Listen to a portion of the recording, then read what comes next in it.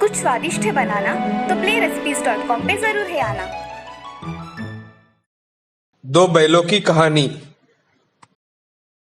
मनुष्य ना तो पशुओं को समझ पाए हैं और ना उनका आभार मानते हैं। वे गधे के भोलेपन का आदर नहीं करते और बैलों को तो अपने काम आने वाला साधारण प्राणी समझते हैं।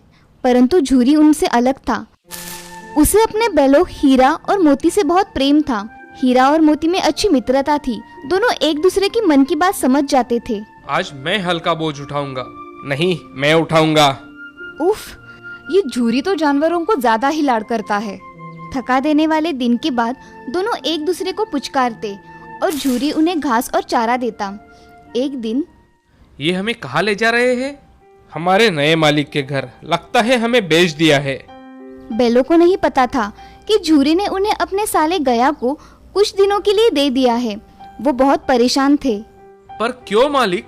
हमने आपकी कितनी सेवा की है। आपके लिए हम तो प्राण भी देने के लिए तैयार है। हीरा और मोती जाना नहीं चाहते थे।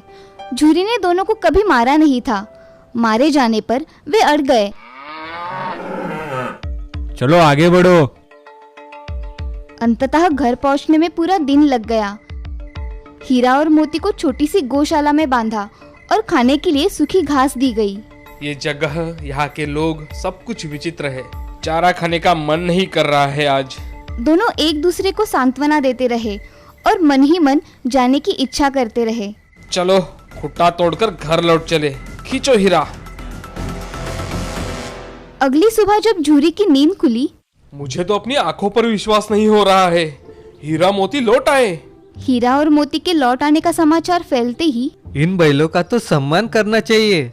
मैं इन्हें रोटियां खिलाऊंगा। ये निराले हैं, अकेले घर लौट आए। ये बैल नहीं है, पिछले जन्म में ये अवश्य मनुष्य रहे होंगे। परंतु झूरी की पत्नी भड़क उठी। बड़े कृतज्ञ प्राणी है दोनों। कृतज्ञ? कृतज्ञ कैसे? इन्हें ठीक से भोजन नहीं दिया तो क्या करते? सभी तुम्हारी तरह इनकी देखभाल करते हैं क्या? पसंद आए या नहीं आए, इन निठल्लों को केवल सूखी घास ही खाने को मिलेगी। थोड़ी ताजी घास डाल दो। मालकिन मेरे प्राण ले लेगी। उसे पता नहीं चलेगा। और पता चला तो आप मेरा साथ नहीं दोगे? अगले दिन गया उन्हें दोबारा लेने आया। मुझे इस आदमी के साथ नहीं जाना है।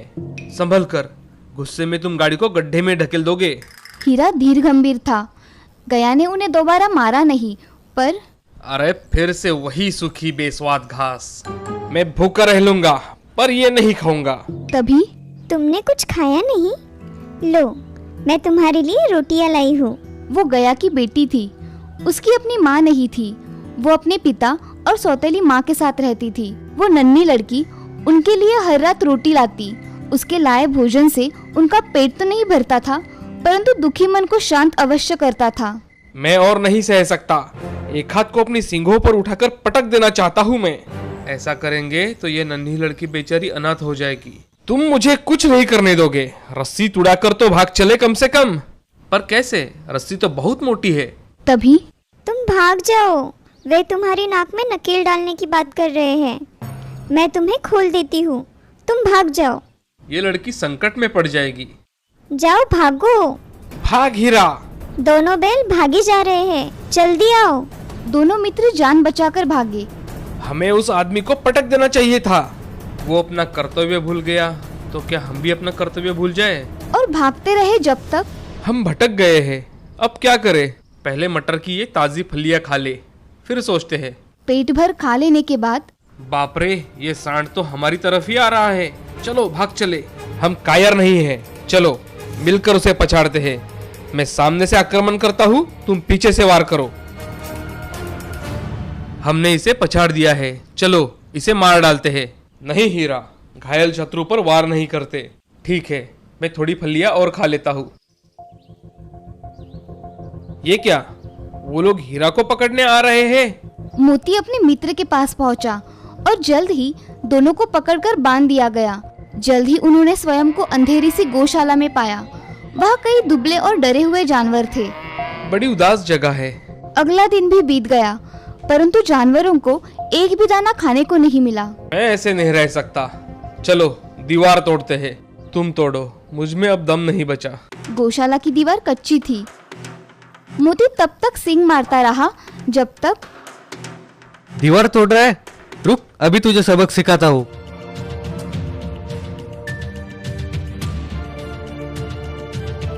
क्या फायदा हुआ, मार भी पड़ी और बांध दिए भी गए। हमारी मृत्यु निश्चित है। दीवार टूट जाती तो कुछ की जान बच पाती। सच कहते हो, मैं प्रयास करता हूँ। 2 घंटे बाद जानवरों को भागने लायक दीवार टूट गई। भाग मोती, भागने का अच्छा अवसर है। क्या तुम मुझे इतना स्वार्थी समझते हो? इतना समय साथ बिताने के बाद मैं तुम्हें छोड़कर कैसे जा सकता हूँ? हीरा के कारनामों का परिणाम अच्छा नहीं था।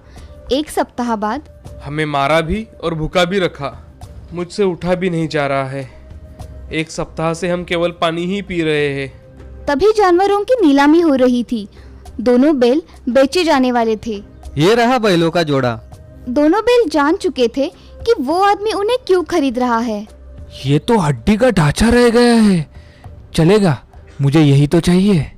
नीलामी हो गई। दोनों डरे हुए जानवरों को वो ले चला। हमें मार दिया जाएगा। ईश्वर हमारी रक्षा क्यों नहीं करते? एक बार वो नन्ही लड़की के रूप में आए थे। क्या अब वो नहीं आएंगे? कई घंटों तक वे चलते रहे। तभी ये सड़क जानी पहचानी लगती है। हाँ हीरा, हमें इसी रास्ते से लाया था। हम अपने घर के पास पहुंच रहे हैं। दोनों ने सिर झटकाकर रस्सी तोड़ दी और फिर बछड़ों की तरह भाग गए। ये प्रभु की कृपा है। भागो, अपनी गौशाला में चलते हैं। अरे रुक, झूरी घर के द्वार पर धूप सेक रहा था।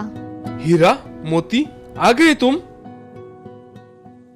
ये मेरे बैल है। मैंने इन्हें नीलामी में खरीदा है। जब मैं इन्हें बेचूंगा तब ये तुम्हारे होंगे। मैंने इन्हें बेचा ही नहीं है। मैं पुलिस को बुलाऊंगा। रस्सी मुझे दो। मोती ने भड़ककर उस पर वार किया। तुम बहुत पछताओगे। बचाओ, मैं पुलिस को बुलाऊंगा। चोर डकैतों। जाओ जाओ।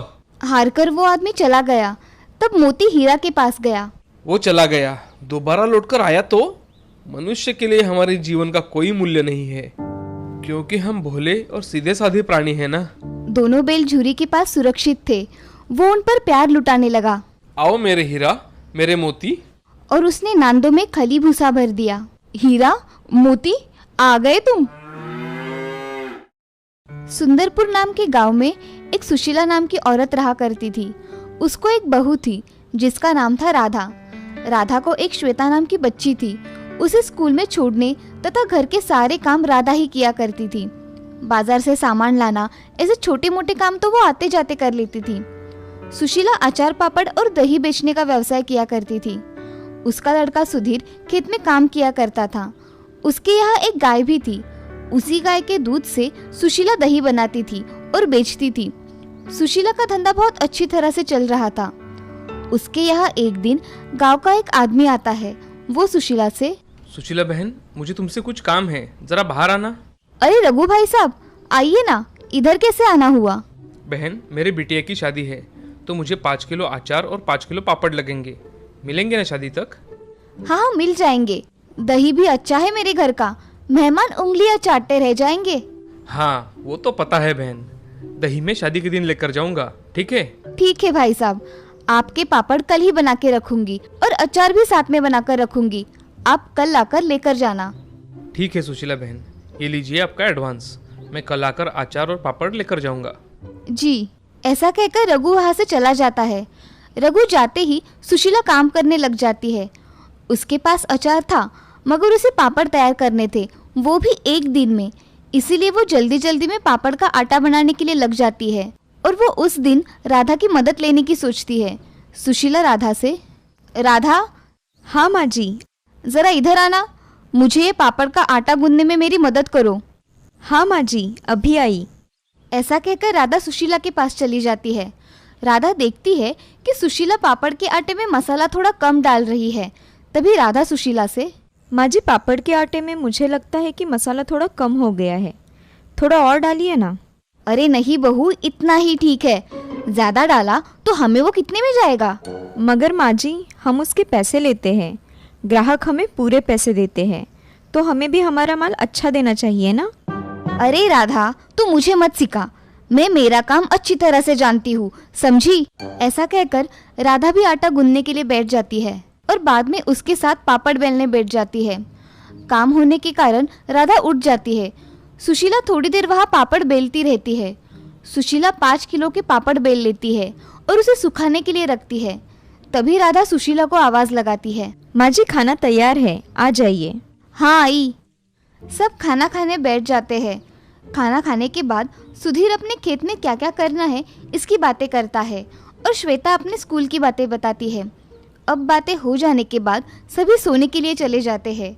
सुबह सुशीला सारे पापड़ जमा करके एक बैग में भर देती है और एक बड़ी बरनी में अचार भर देती है।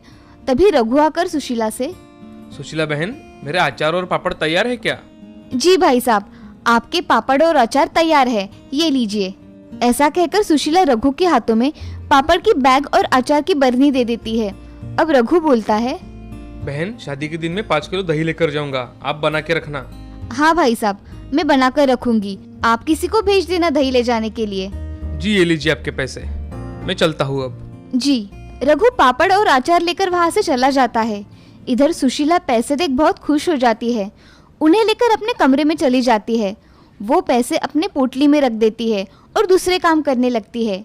अब सुशीला हर दिन अपना काम करके पापड़ बनाकर रखा करती थी, मगर सब में कुछ ना कुछ कम डाला करती थी।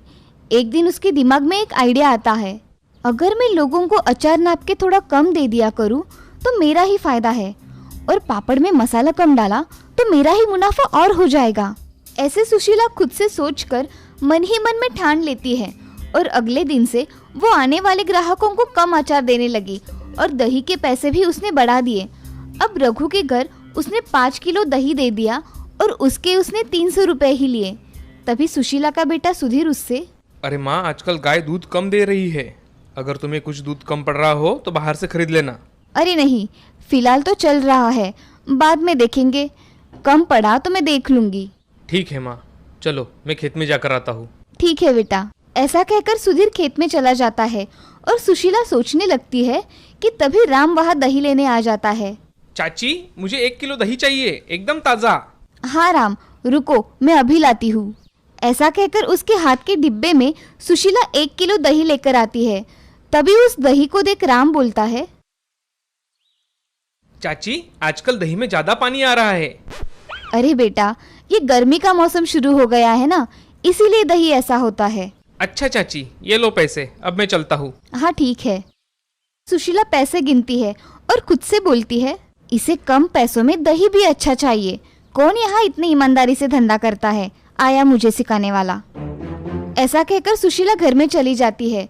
उसे सुधीर की बातें याद आती है कि दूध कम पड़ गया तो बाहर से मंगवा लेना। वो फिर से मन ही मन में सोचती है, अगर दूध कम पड़ गया तो मुझे कुछ ना कुछ करना पड़ेगा, नहीं तो मेरे ग्राहक कम हो जाएंगे।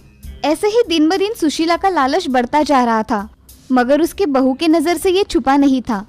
सुशीला अचार कम देती थी, पापड़ में मसाला कम और अब दूध में पानी मिलाकर उसका दही लगाया करती थी। इससे ग्राहक शिकायत किया कर रहे थे।